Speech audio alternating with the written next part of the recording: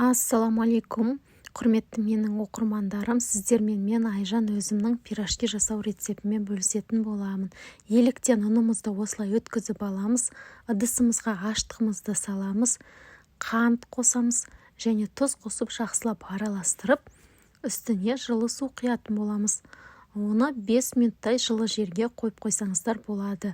Сол кезде аштығымыз жақсы көтеріледі, қамырымыз, яғни жақсы ашитын болады, иә. Мұздай су құйып жүрмеңіздер, онда сіздің қамырыңыз дұрыс көтерілмей қалуы мүмкін. Сол себепті міндетті түрде жылы су болғаны дұрыс. Енді електен өткізілген ұнымызға қаймақ қосамыз. Кез келген қаймақ болады. Аштығымыз, жұмыртқамыз, сүт және жылы суымыз. Енді ең алдымен аштығымызды құйып аламыз, жақсылап тұрып. Содан кейін жылы сумен сүтті біріктіремін. Яғни екеуін біріктіріп, бір температурада ұстаймын. Міне, өздеріңіз көргендей. Жұмыртқамды қосып аламын. Қаласаңыздар, тұз қоссаңыздар болады, бірақ мен жаңа қамырда аштығы жасаған кезде тұзды сол жерге көбірек қосқан едім, сол себепті қоспаймын. Қаласаңыздар қосыңыздар. Кейде мысалы тұзы көбірек болған жақсы көреміз, иә? Өздеріңіздің қалауларыңызға байланысты енді ол жағы. Міне жақсылап. Қамырды жұмсақ елесеңіздер жұмсақ болады. Міне көрдіңіздер ме? Енді бұл ашиды. Оғанға дейін картопымызды аршып, осылай төрт-бүштеп турап алдым және жылы сумен жақсылап жуып аламын. Яғни крахмалын толықтай кетіріп, тұз салып, астын отқа қоямын да, жақсылап қайнатамын. Міне көріп отырсыздар, қайнап жатыр. Қайнағаннан кейін міндетті түрде көбігін алып отырамыз. Бізге бұл көбіктердің қажеті жоқ, артық көбіктің бәрін алып тастаймыз. Содан кейін жақсылап картопымыздың піскенін тексеріп аламыз да, артық суымызды төгіп тастаймыз. Және мен қолдың сармайын қолдандым. Кез келген май бола береді. Маған қолдың сармайы ұнайды.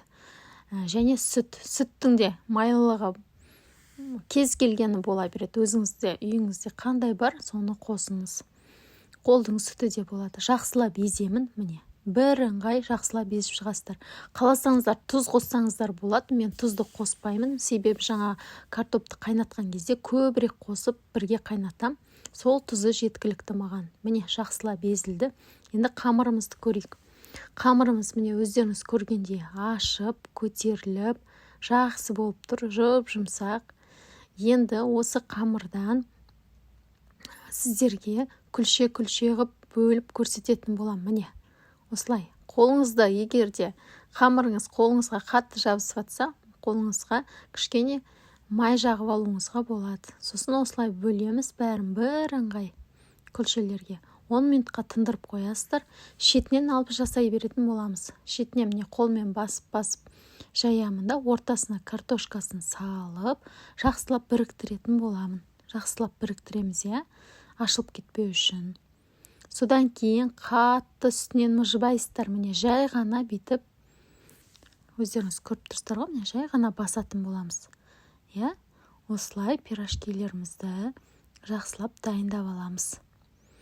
Дайын болған пирожкиді мен екіге бөлдім. Бір бөлігін, яғни пеште пісіремін, екінші бөлігін майға қуырып алатын боламын. Бетіне міндетті түрде жұмыртқа жақсаңыздар әдемі болады, иә? Қамыр жылтырап, қып-қызыл болып пісетін болады. Бір жұмыртқаны аласыздар да, жақсылап араластырып, бетіне жағасыздар. Қаласаңыздар күнжіт сепсеңіздер болады, тмин сепсеңіздер болады. Ешқандай ештеңке сеппесеңіздер де өздеріңіздің қалауларыңыз, иә? Мысалы, мен өзім осылай күнжіт септім, сіздерге көрсетіп жатырмын. Өздеріңіздің үйлеріңізде қандай зат бар, соны қолдансаңыздар болады. Екінші жартысын міне майға қуырып жатырмын. Майды жақсылап қыздырып алдым.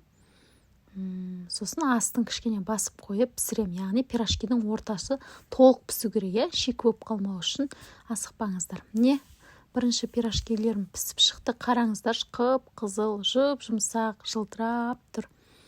Мен ыстықтай бөлдім енді. Қараңыздар, қандай әдемі, иә?